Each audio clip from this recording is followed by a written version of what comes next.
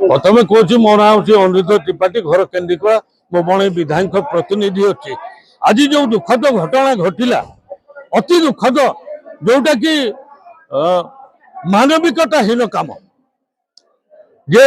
forest department रो काम करने को मो साई पात्र साई पाखापाखि 40-50 जन को लेकिन गोटे छोट गाड़ी काम करने को आमर केलो बणई केलो को जाऊला से केलो पाखे गाड़ी पहुंची दुर्घटनाग्रस्त होती जो द्वारा कि जो